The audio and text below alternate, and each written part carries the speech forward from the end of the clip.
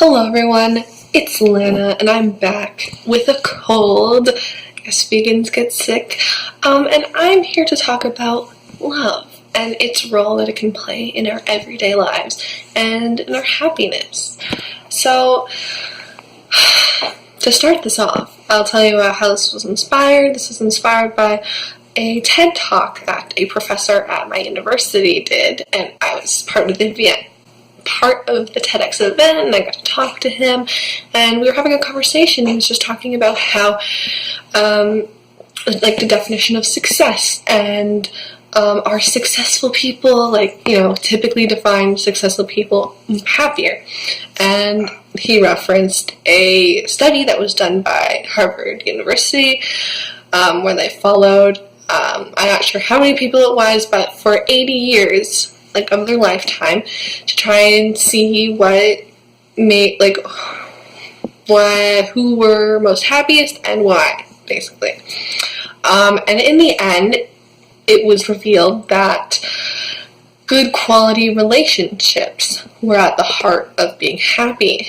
And part of these good relationships was having some sense of love, being, either having a partner that they were romantically in love with in a relationship, or family and friends they felt love for and felt loved by. So I just want to talk about how this applies to life, and how thinking okay, so I need love to be happy. There's a weird, there's a connotation to it that's kind of negative.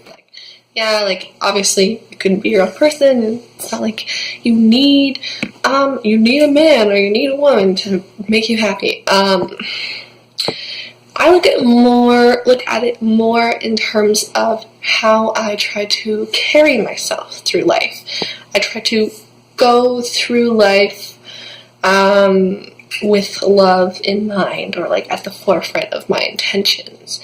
And I feel just changing your mental state, or how you are trying to see life and react to it, can change just how you're feeling so much. You can feel let's say you're going to the grocery store and you have a very closed off body language, and your mind's just okay, I'm gonna do my thing, I'm just gonna ignore everyone around me, whatever. You're probably gonna have a kind of boring, monotone, kind of, grim, maybe even slightly annoyed experience. But instead, if you're kind of going grocery shopping, you're engaging a little bit with people around you, or smiling at people, or, just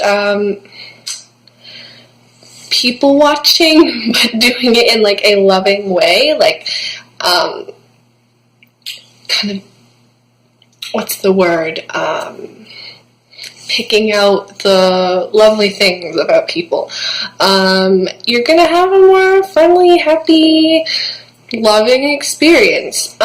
So yeah, I don't know, that's kind of my take on the whole love and good relationships makes you a happier person. I think going through life with kindness and love will bring about that happiness, because as humans we like to cooperate and help each other because it makes us feel good, it releases dopamine.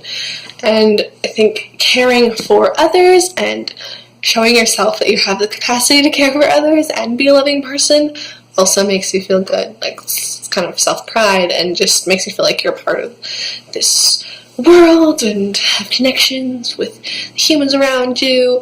I feel this is a bit of a ramble, but I don't know, I thought it was kind of an interesting concept to bring to you guys. I'm probably going to have a more formal post about this on my blog, but what I want you to keep in mind is, am I portraying love? Am I being kind to the people around me? Or am I being very closed off and selfish, or just not really inviting to people around me? Just a smile, a simple smile, or a conversation with a random stranger can have such a huge impact on them, but also on yourself, because you feel like, wow, I've, made someone happy today, or I've engaged with other people and showed kindness and love.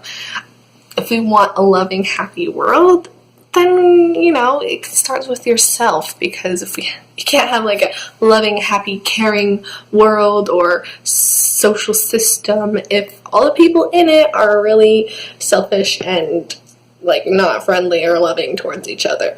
It's just, we are like, our society is the sum of its parts, and we are those parts, so we need to display what we want to see, be the change that you wish to see in the world, yada yada yada, and you'll feel better from it. So that is my little spiel.